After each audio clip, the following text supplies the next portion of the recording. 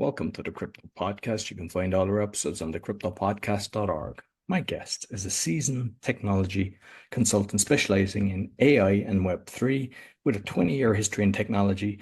Giants like Oracle, Dell, HubSpot, and Salesforce. He has excelled in roles spanning sales, business development, marketing, and operations.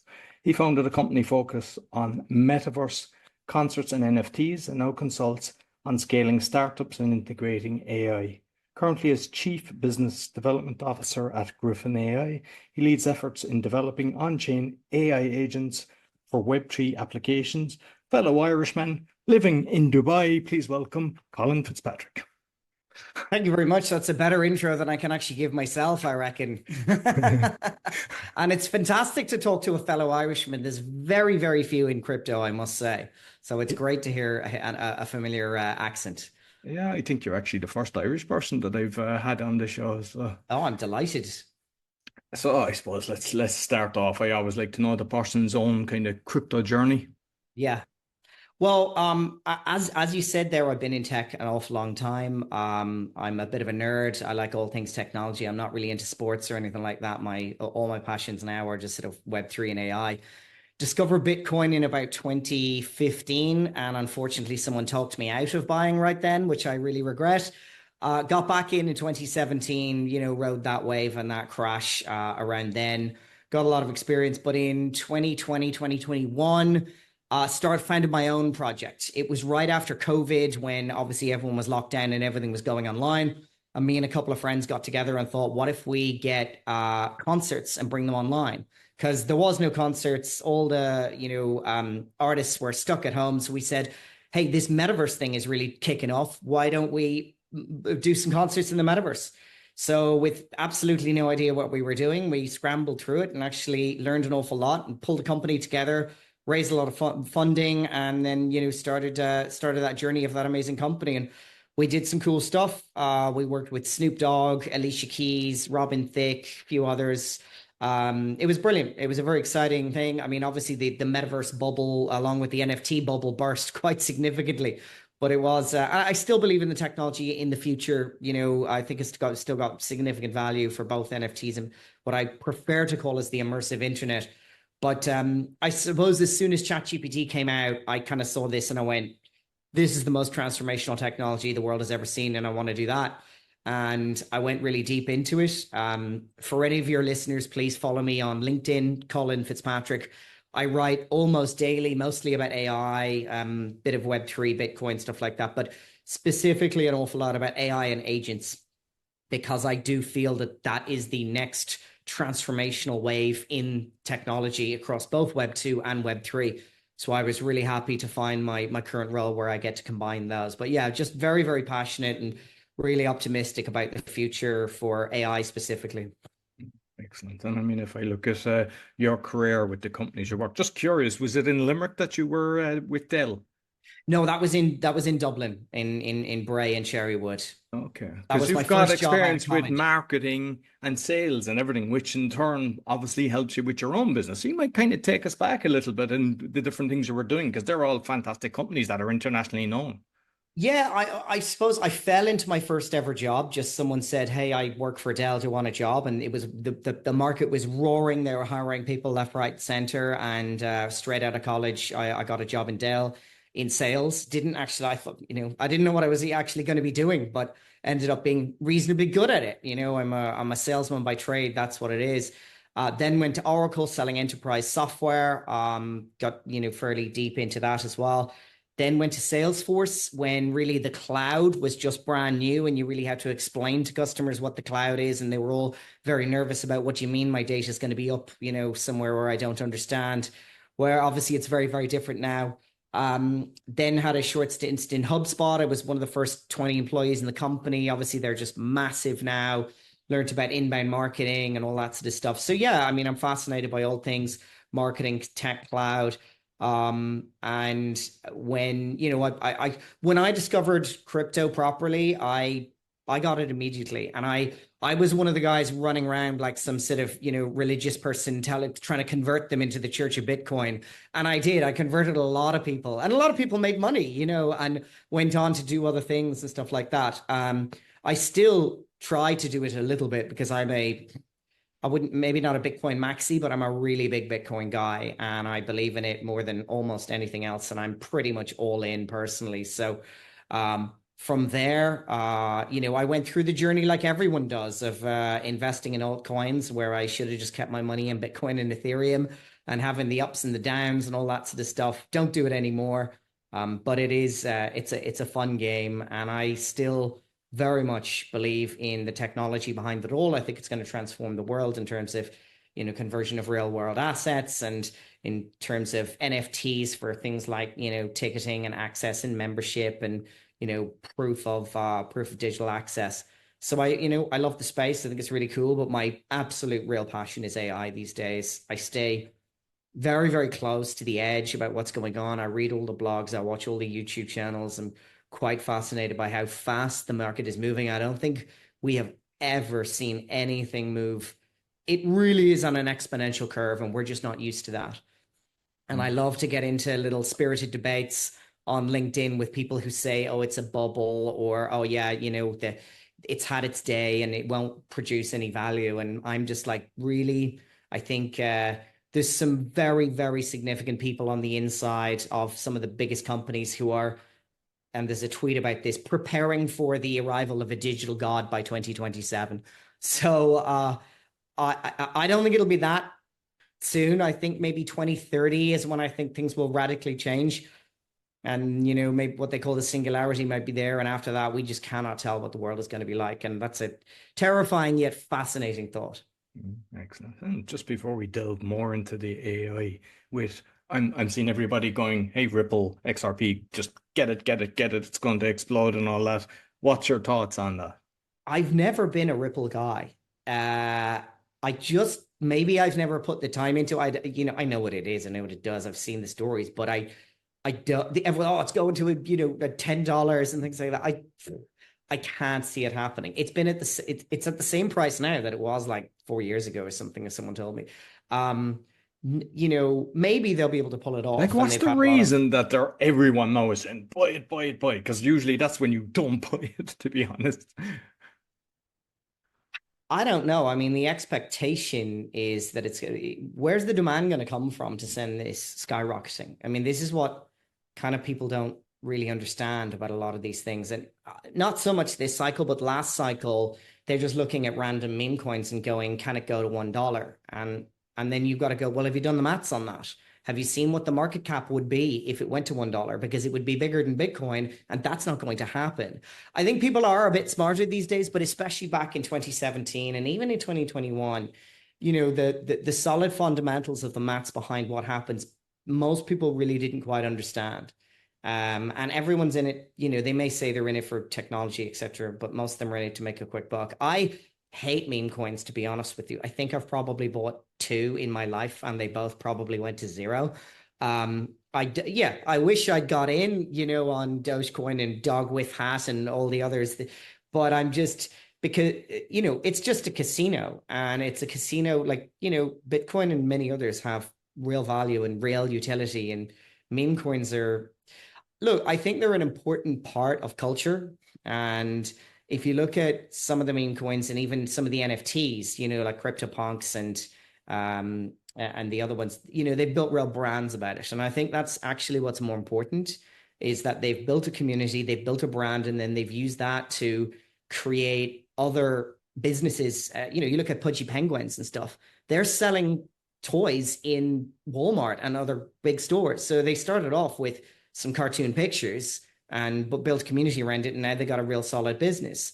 And the same with CryptoPunks. I mean, I know a couple of people who have them. I'm sure there are an awful lot of them are down, but what they built is an entire ecosystem and a brand, and they got all sorts of different businesses off the back of it. So from that perspective, it's just a new age way of doing business and a way of building things up that is totally against the norm, and a lot of people don't understand it, but the fact is that it's there and it will continue to a certain degree.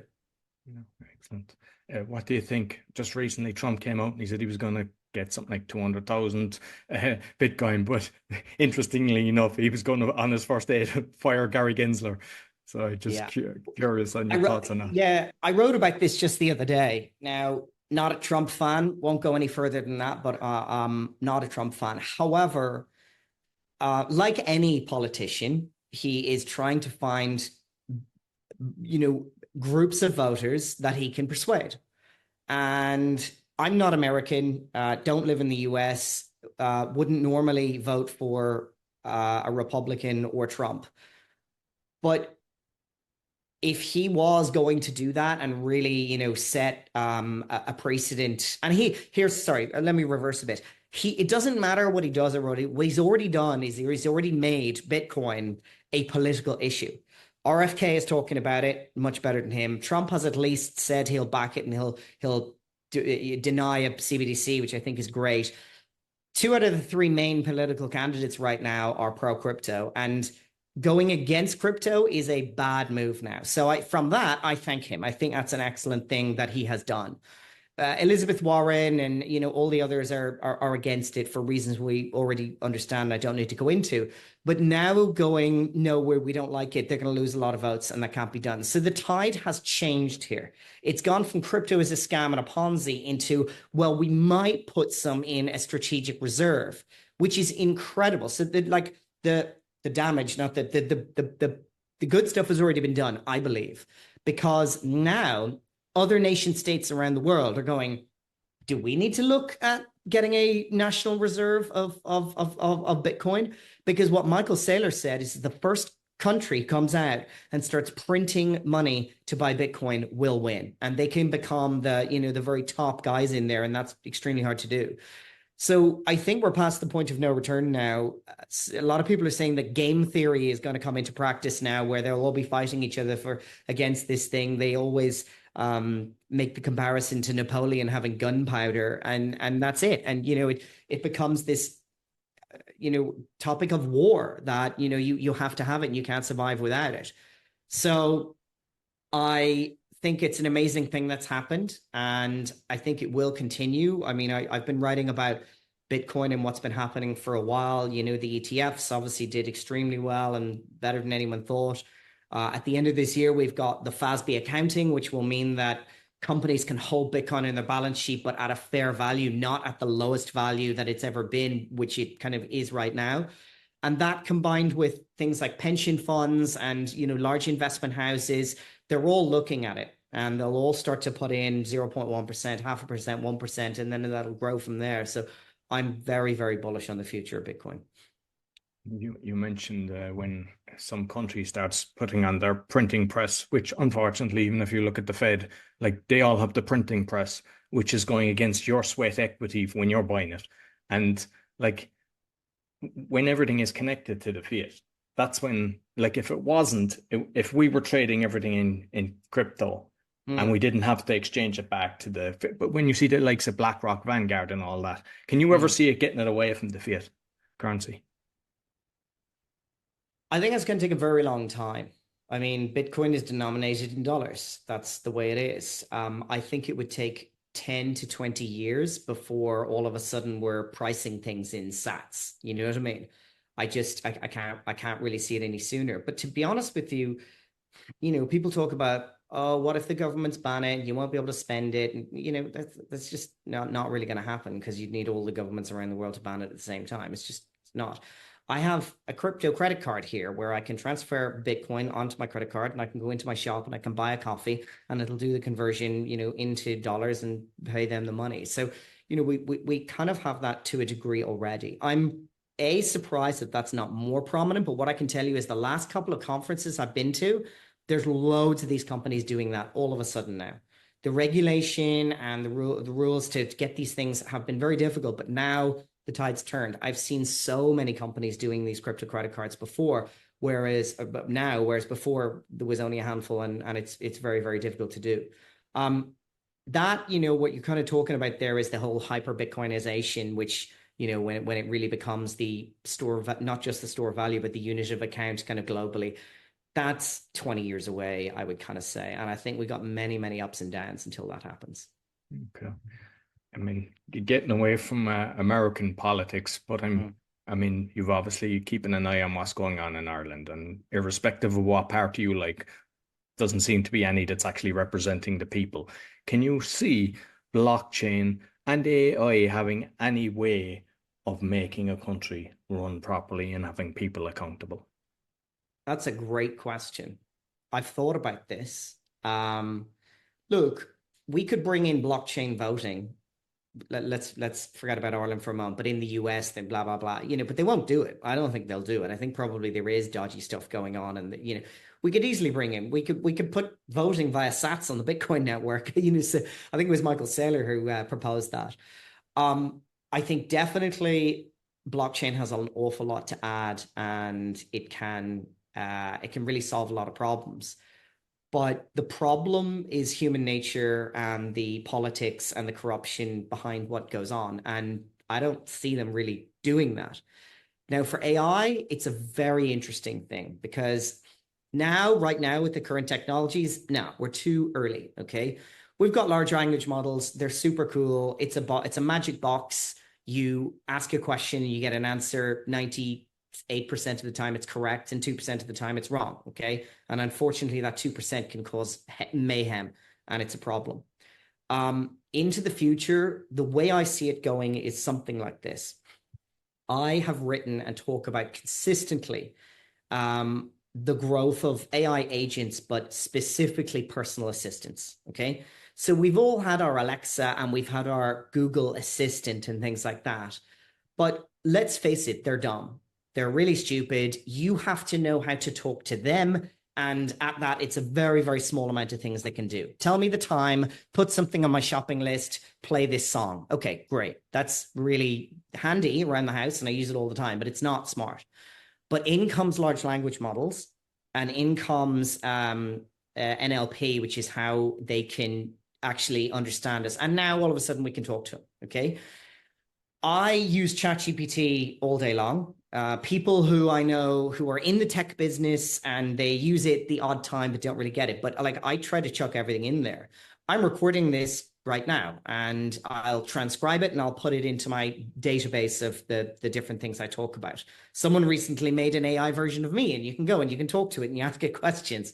I haven't posted about it yet, but I will. But I believe what's going to happen, and it's already happening, is it's going to start by us having a personal assistant that will essentially listen to us at all times. Okay. So there's a couple of people bringing out these pendants. There's one called Limitless pendant. And it's a little necklace that transcribes everything it hears around you. Okay. So what that will mean is it'll have perfect context about your entire life, all of your business, all of your projects, all of your customer calls, everything like that. And it'll just record everything. So it'll give you perfect memory. And what that'll mean is you can, you're a cyborg then, you can just query anything. It will then start to control your diary and, start to do things for you. It'll know that we have set up a call for next Friday, so it'll put it in the diary. It'll know that, it needs to send the notes with a specific actions on this, that, and the other. So when that starts happening and people become much more comfortable with and reliant on these AIs for what they're all doing, I believe that will then spill over into other areas. Okay. So maybe we have some sort of government AI that is one super brain for everything that's going on. And maybe what we'll have is a reliance on it. How do I say? Collating everything that is happening. Anyone can go in the public and query it, what meetings happen. And it'll mean that politicians can't bullshit and lie so much. Okay. And people joke about this whole, maybe we'll have an AI president one day and things like that. And, will we, won't we? Probably not. But what we probably will have is a push from the voting mass to use AI to make people accountable and to hold them to the things they said. And I saw one political party in Wales yesterday is actually collating everything a politician says and will start, fining them if they, were turned out to be lying. So I do think that in the future, AI is going to become a much more central part of the narrative overall, because guess what? We have voting and we have proportional representation. And if you go back to the US, each state has, 2 senators, even though California is, 50 times bigger than some of them put together. But why do we need that when we have an AI? Because now everyone can have a conversation with this central digital brain, and it can instantly understand everybody's opinions and then give you beautiful detailed statistics on it, so that we do know what the actual masses want. And if the majority rules, that's the way it can go. I just don't see that coming in very easily, very simply, and there'll be an awful lot of pushback about it, because the government is essentially one big, machine for laundering money and getting things done in the business world that, doesn't affect us. I mean, they've done the studies. What the populace wants is really not what happens. What the business community wants is actually what happens. And I think it was Ricky Gervais was actually saying that, like, that if you go with what the majority thinks, you don't get the best results, because half of them aren't at the right level. Like, they can be dangerous as well if you go that. I mean, that sounds great having that device, and everybody would like somebody that's helping them. But like, say, Gemini is the Google one. Yeah. I mean, I was using that recently, and stuff that I'm 100% sure of, it was giving me wrong answers, right? So it's biased. And then I just started questioning things, and I was talking about it's biased, and it actually, I should have saved it, because it was kind of like, oh, probably came back around and gave you the right answer. No, it didn't. What it actually said is the reason we're biased as well, and it was talking about where most of our programmers are male, and we tend to have a male bias on that. And I thought, that's a strange one to me saying. But the thing is, like what you say, having that device, I think everybody would love that. But who owns it? Like, who owns the information? Because if the likes of a lot of them, and you're way more advanced, you know a lot more than me on this. But what I know is, unfortunately, there's a lot of bad boys actually running this show, and they're getting your data. And it's great that we can do this, but whoever is controlling the storage is kind of going, how can we manipulate people? It comes back to this. If you were to have a device that is quite literally listening to absolutely everything you say, you would be very cautious over who you're buying this from. So there's many of them, but if you look up the one called the Limitless Pendant, they have an encryption on that they are very sure about the fact that they cannot get your data even if they want to. And that's not particularly difficult to do. The technology is there, so that's what they've done. But, is Alexa listening to us all the time? Probably. Do I personally care? I always make the jokes about, well, I don't really say anything interesting, so I'm not too sure why they'd be interested in talking to me. You know what I mean? I'm not planning any coups. I'm not, I don't really care. At the end of the day, and I've had this argument with so many people, if anything is going to be listening all the time, it's your phone.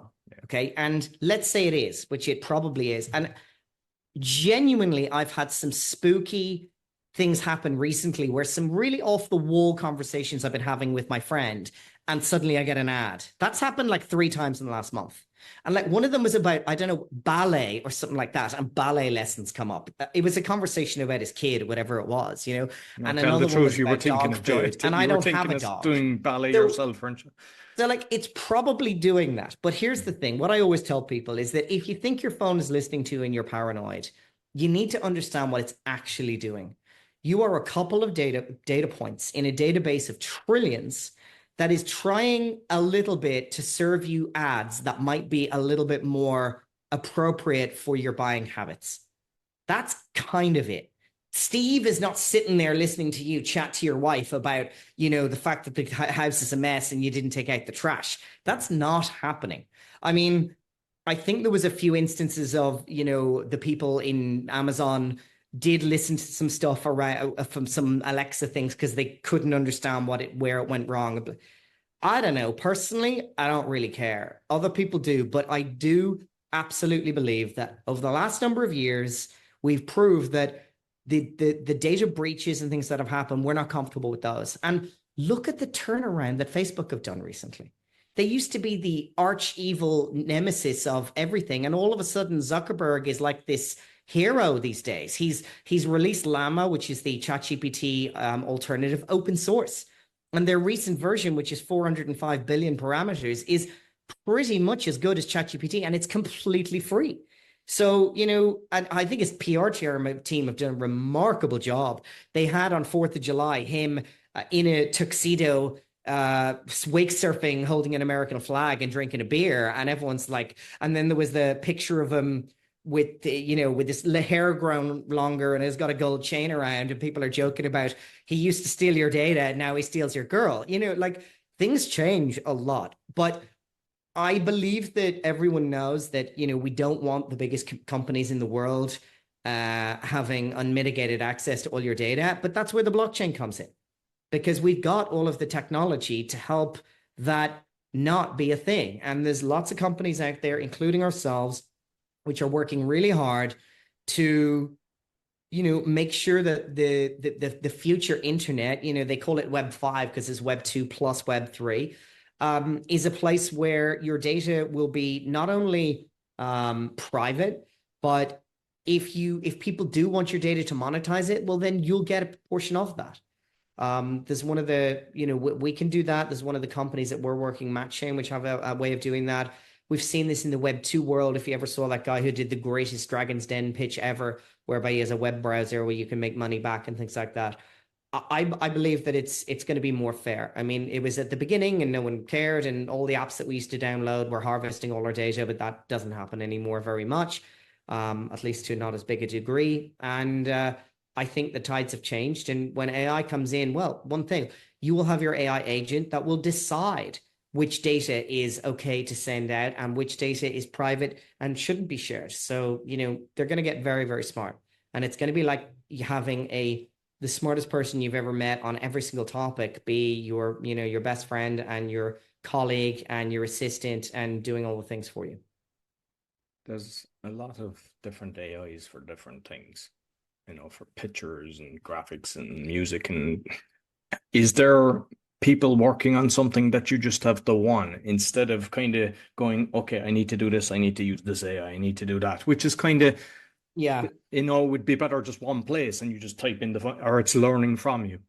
The way I see the future is a collection of smaller and more specialist AIs, but probably behind one window, like right now, go look at your phone. How many apps have you used in the last hour? It was probably like 20, and you're bouncing between all of these different apps. I think what we saw, especially when ChatGPT came out and then when they released GPTs, is that the future is going to be one interface where you ask for what you want and AI agents in the background go and do that and then present it to you completed. That to me is absolutely the future. And here I'll give you a couple of examples. If I wanted an image and the image had horses and rainbows and text and, a fantastical space scene and all that sort of stuff, if I wanted that image 2 years ago, I would have had to been an expert or found an expert at Photoshop who had years of experience and incredible skill at using this very complex tool. Today, you can go into ChatGPT or, any of the other, DALL-E 3 or whatever, and you can ask and you can describe it, and 10 seconds later, the image is there, okay? The same thing will happen for most other applications.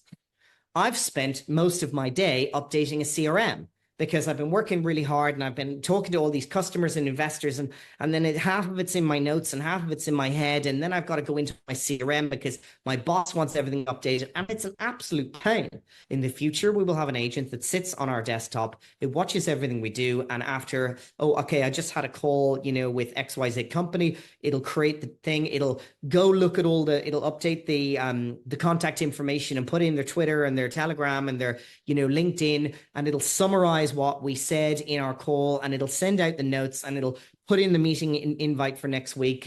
And that is absolutely the way it is going. In what format it'll be, I'm not too sure. I mean, ChatGPT or OpenAI bought a company recently that specializes in literally, watching your desktop and getting things done. There's a great company called Open Interpreter, who I really love. They got this product called the 01 Lite, and it's a little device, not similar to a mouse, a little bit smaller, and you talk into it. And it has a piece of software that runs on your desktop, like on your Mac. And you can be off, out in the park, and you can talk into this thing, and you can go into my Slack and send a message to Roy Tell him that, I really enjoyed our chat, and attach the file that I put on my desktop named presentation, but not the one from yesterday, the one from today. And it'll go and do that. So it's smart enough to understand in natural language what to do. Now, all of these things are very much in their infancy right now, but by next year, they're going to be really, really good. And I believe that the entire world of software is going to be turned on its head. I mean, I've been talking about how AI is or generative AI, to be specific, is software 2.0. The way we are doing things over the last number of years, and the significant training and learning curve you have to go through to get proficient at how to do these things. Any enterprise software that you're dealing, or a lot of, consumer software, they're really, really difficult. But those days are going to be soon behind us, because you ask for what you want and it'll happen in front of you. You want a PowerPoint, you'll just talk to it. I think voice, I'm a really big proponent of voice, and I use it all the time. I believe that soon enough, it'll be like Star Trek. You'll just talk to this agent. It'll talk back to you. It'll be like sitting beside, the world's best computer expert. You tell him what he wants, and he whizzes away and does it at 100 times the speed of a human, until you get what you want at the end of it. Where I kind of look forward to the AI is in the healthcare, because sometimes doctors make mistakes. And if you've got all the information, both for holistic Yes. and you Yeah. have a certain condition, and that's searching, that would be brilliant. Like, because I think you have a better chance there. Well, it's really interesting. Good friend of mine, Aragorn, can't pronounce his surname. He is a trained historian, certified futurist, and like me, just a big AI nerd. He talks about the fact that, well, a couple of things. He says that in 3 years there will be no programmers, because software will write itself. But in maybe 5 years, talking to an AI as a first port of call before talking to a doctor will be the norm. And he says, and I totally agree on this, and I've been talking about this for a while, that I'd say within 5 years, people will prefer talking to an AI. Because if you're talking to a doctor, he's only got 8, 10, 12 hours in his day, and he's got 20, 30, whatever it is, patients to see during that day. So he's only got a certain amount, a lot of time. So you go in and you got your 30 minutes or whatever it is with him. So he can only spend that amount of time. An AI can sit there and question you on everything. It's got all the time in the world. It'll listen to your sob stories. It'll hear about every ache and pain, but it'll be able to pick up on some of that stuff that doctor is never going to have the time to actually understand. When did this happen? What led to this? Okay, you used to have a pain in your back, but actually, it was a different, procedure when this started. So, like you say, an AI doctor will be an expert on all of the fields, not just an expert in, orthopedics or anything like that. And it will be trained on every single medical journey and every single paper released. And it will be, 100% or nearly 100% accurate on all of that sort of stuff. So I'm very excited about that too. But the problem is that is not going to happen fast. The regulation that it'll have to go through to get approved will be ferocious. I do think AI can help there. I mean, if you go talk to a doctor, I have a friend of mine, she's a radiologist. She's like 60, 70% of my time is paperwork. So from that perspective, when they rebuild the AI systems, I believe an AI is going to come in and look at the systems in the NHS or in the US and basically go, right, I'm just going to build a new one, and that'll take, several months instead of several years.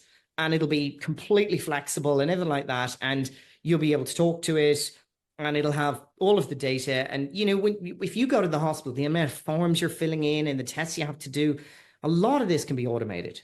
Anything that is mundane and repetitive and the same can be automated. And so much of the stuff you have is.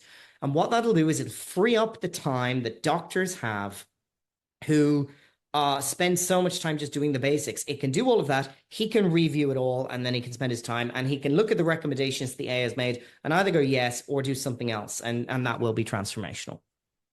And with pricing then, because like the way, say, the podcast that one of the podcasts I have, it's done per minute. If I use Otter AI, it's the same thing, so many minutes and different things. Will the pricing be towards storage, or how do you see the pricing kind of being? For which exactly? For like, if we're, I mean, obviously the medical thing is a different thing because it'll be a service that'll be provided. But if we're looking at kind of like every day for the person using it, I know you mentioned Facebook has the free one, but like there's a lot of different ones out there now that are charging. Yeah. Is it eventually going to be that your data's been taken and they're getting free, or will people kind of, can you see any kind of common denominator with pricing? Well, the pricing is going to zero or close to it for everything. I mean, I'll see if I can send it to you. I saved a post there the other day. See, just over 2 years ago, before the release of ChatGPT, there was the leading LLM model. I can't remember the name of it, but no one was using it bar, data scientists and artificial intelligence researchers and people in lab coats with pen protectors. Okay. The cost per token of that has gone down from then to today by 99% in 2.5 years. OpenAI, Llama, Mixtral, Grok, all these guys, they are making orders of magnitude reductions in the price of AI compute and inference every 6 to 12 months. It's absolutely insane. So the price will only go down, will continue. I can go into this in a lot of detail, but I won't. But people think that, AI, it may be doing this, but it's going to flatline. It's not going to straighten. But what they're not thinking about is that we're continually seeing new advances in tech. Not necessarily large language models and things like that, but there's new ways of doing things that are getting these step increases as we go. And I think that will continue to happen. And a lot of people go, we'll never get AGI with large language models. Maybe not, but we're, in the next 3 to 5 years, we're going to announce something better. And AI went from a sort of a preschooler where you could just ask it basic stuff and it'll reply really badly. And then it went to like a high schooler where it'll give you, really good answers, but it makes mistakes. And, they're kind of saying the next one now is going to be at like college level, college graduate level. And once it gets to the next stage, which is, PhD level researcher, and one of the OpenAI guys, Leopold Aschenbrenner, who got fired recently, talked about this. This is only 2-3 years away. Once the AI gets to that stage where it is as good as any of the researchers that work for OpenAI, well, then it's like getting an OpenAI researcher that you're paying $500,000, $1 million for, but we can have 1,000 of them. And they also work at 100 times the speed of a real researcher. So then we're really going to go vertical on that line. And so everything will, I always talk about how AI combined with robotics, we don't have the time to talk about it, but Elon Musk's, Optimus and Boston Robotics, which forget about them, but, there's another one called Unitree, the Chinese one, and they brought on a humanoid robot, $16,000, and it can do stuff, not very much, but when the software catches up and when the actuators get better, we're all going to have, a robot in the house, and it's going to cost, I don't know, a few $1,000s, or we'll probably rent it for a few $100s a month, and we'll never have to cook, clean, or, do stuff around the house again. And I believe that the combination of those two things will bring an effect just like the Gutenberg printing press did.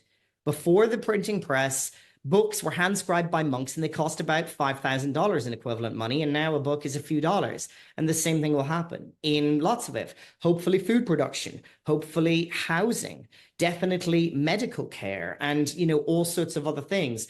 And eventually I do believe that we'll live in this, world where it's of abundance and we probably don't really need money as such, and work will be optional. I do not think it's going to be a straight line to get there. I think there's going to be complete and utter carnage beforehand. And I absolutely worry about AI taking lots of jobs, including my own, in the next number of years before we get to the stage of UBI and things like that. But I used a joke there a little while ago saying that, sitting in a restaurant looking around me at, lots and lots of people, and probably none of them understand how much the world is going to change in the next kind of 10 years.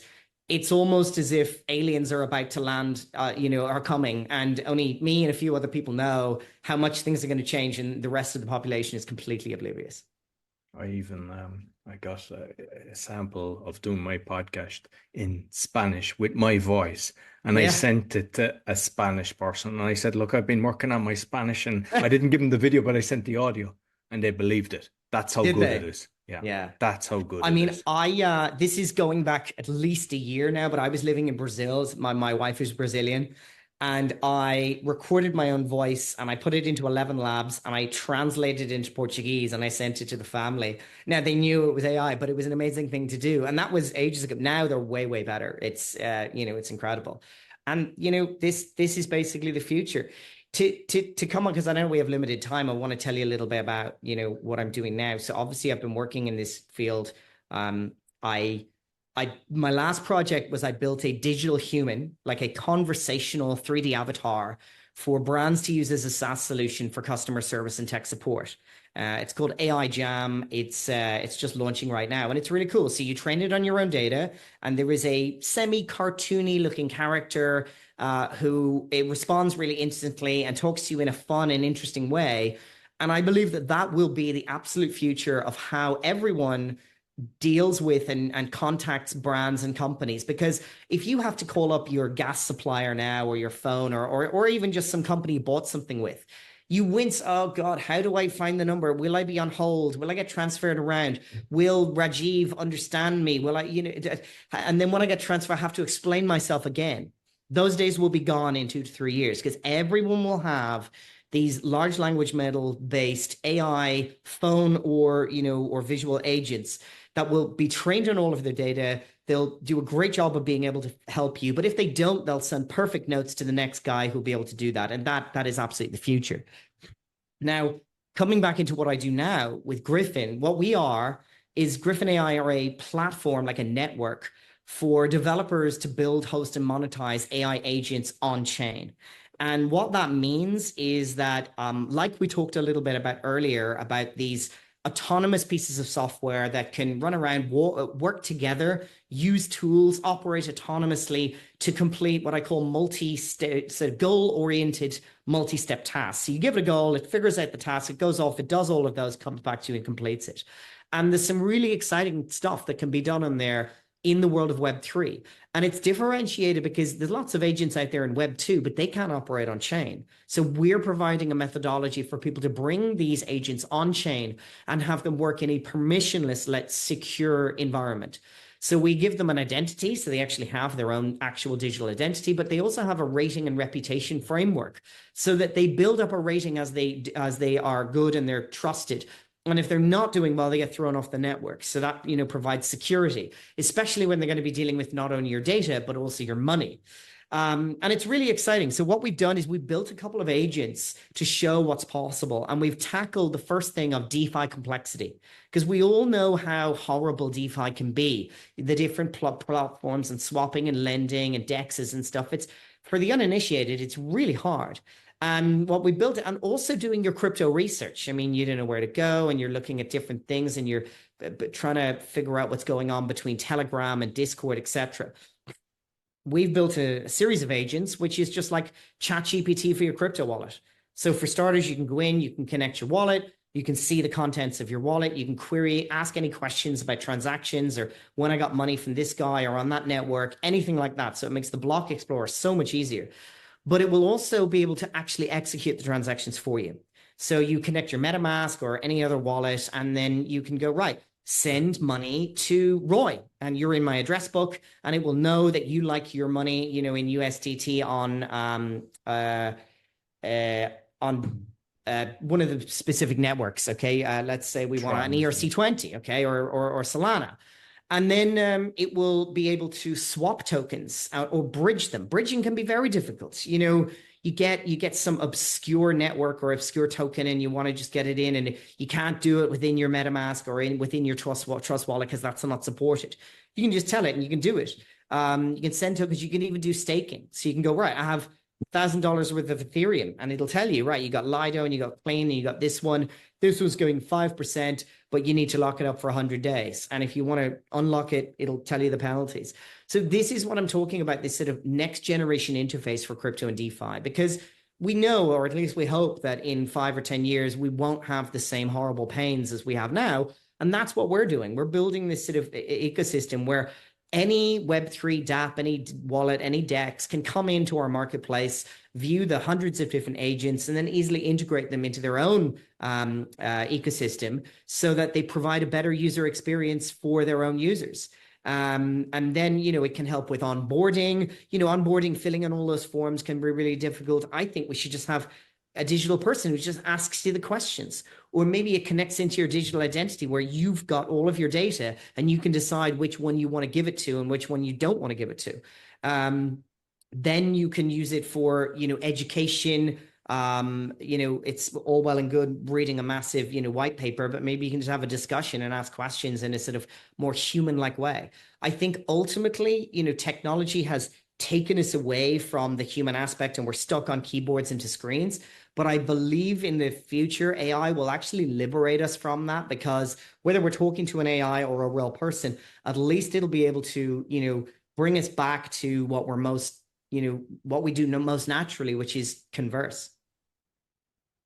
Brilliant. Listen, thoroughly enjoyed it. And I know perhaps if you're up for it, come back every quarter, because this is developing so fast. And Absolutely, maybe I'd love even to. though we could do an example of Griffin, just go through it so people would understand it better. But you might let people know where they can find you.